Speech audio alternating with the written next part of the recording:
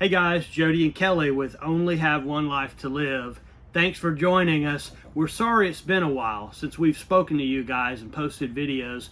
We've had a lot of return to work and personal things going on. But we're back, and we've got a lot to show you guys, so stay tuned. This week, we're in Big Bend National Park.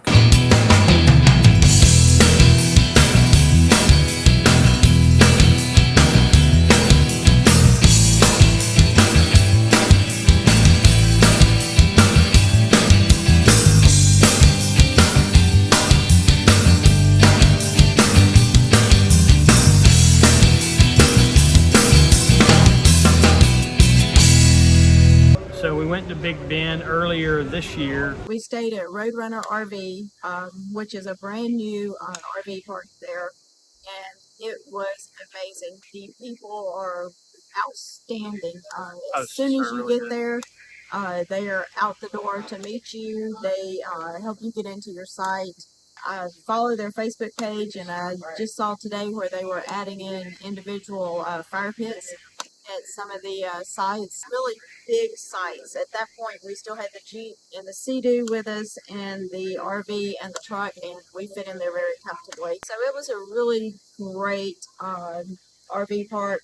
Best Wi-Fi we've had so far, I think, which is ironic because, as we learned, Terlingua is 212 miles from the nearest Walmart, 212 miles from the nearest doctor, 80 miles from the nearest town, which did have a McDonald's, but literally as you're traveling there, you get no cell phone service whatsoever. It's back to the old flashing lights if you want the person in front of you to pull over to talk to them.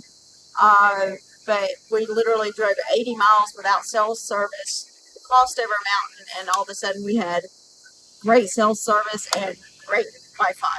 It's a brand new AT&T 5G cell tower, literally across the road from the Roadrunner RV park and the RV park, and it was great service. I think we had over 150 meg download speed, and our upload speed was like, I don't know, 100 plus.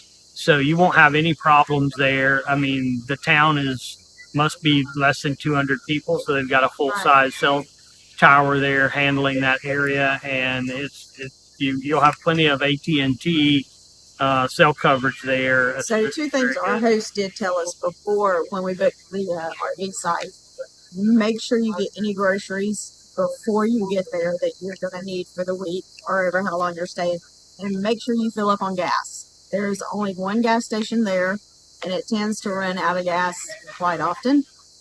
There is a gas station inside Big Bend National Park, but it was about $1.50 more per gallon inside the park than it was out. And it's only open from like 10 o'clock until 4 o'clock. So make sure you fill up on gas before you start the trek downtown. And then the groceries, there was a small little grocery store. But be sure to get your groceries before you come into town. It's pretty pricey at the grocery store. We went to the Terlingua ghost town. We didn't see any ghosts, thank goodness. They had a school, a jail, church, Cemetery. They had some really cool art pieces scattered throughout the town. While wandering around the old mining town, we got to see a Roadrunner up close. Of course, all this sightseeing got us a little hungry, so we decided to eat at the Starlight Theater, which had amazing food, but boy, it was pricey. But like Jody said, they had to bring in the groceries 200 miles away, so I don't think it was any more pricey than like a good 5-star, like a Chops Grill or a Capital restaurant that you would get in one of the, Capital Grill restaurant. So it was. I think our 8-ounce fillet was $60. Yeah, around $60, or something like that. But it was on the higher side. But again, they have to go a long ways to bring the groceries in there. So, but the Starlight Theater had a lot of history. It goes back into the 1800s. When Terlingua was originally a theater there for the miners, and once it closed, they bought it and turned it into a restaurant. The next day we headed into Big Bend National Park. We found a town where you can cross into Mexico, but it was closed during COVID. We saw a couple of road runners, a huge spider crossing the road, but that was the extent of the wildlife we saw. We did see a lot of bear signs, so there's bears in the area for sure. There's a really informative visitor center at Pamther Creek. They had all kind of displays explaining the history of Big Bend.